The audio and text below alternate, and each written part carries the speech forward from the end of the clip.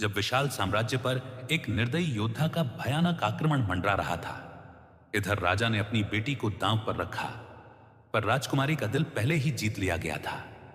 राजकुमारी ने दिल का सौदा नहीं किया।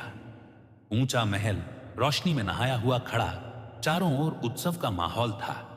मगर उस चमक के बीच राजा की आंखों में चिंता की परछाई थी, क्योंकि साम्राज्य पर बहुत बड़ा संकट आने वाला है। यह बात राजा जान चुका था।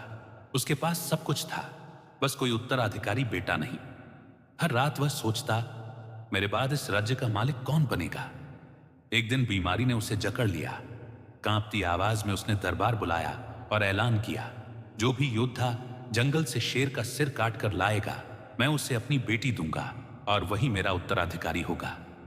सैकड़ों योद्धा उठे। राजा ने सबको एक एक घोड़ा और तलवार दी।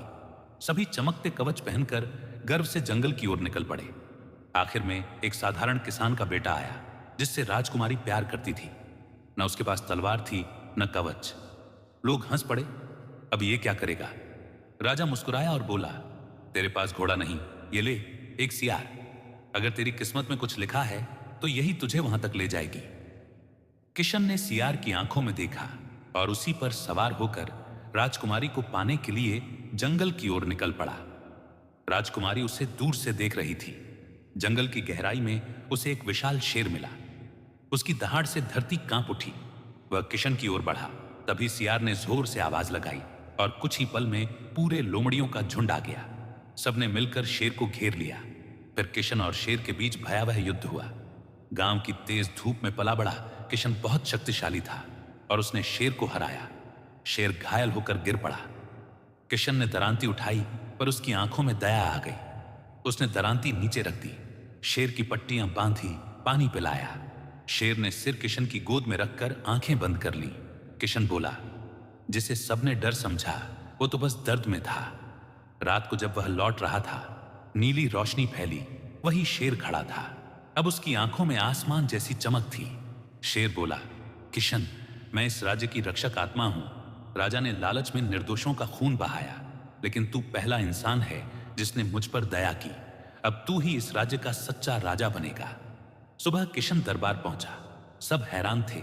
उसके साथ वही शेर था, जिसकी आंखों में नीली ज्वाला जल रही थी।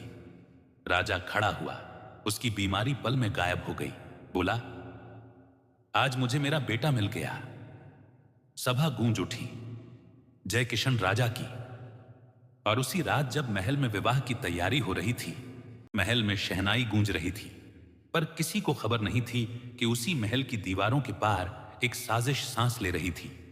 राजकुमारी का मामा सेनापति मयंक, जिसे राजा ने कभी विश्वास दिया था, अपनी बहन यानी रानी के बेदखल होने के बदले का जहर पी चुका था। उसने पहाड़ों के पार बसे निर्दयी योद्धा रक्तसेन को संदेश भेजा, जो काले कवच में लिपटा हजारों सैनिकों के साथ राज्य इस विशाल साम्राज्य की तरफ रवाना हो चुका था।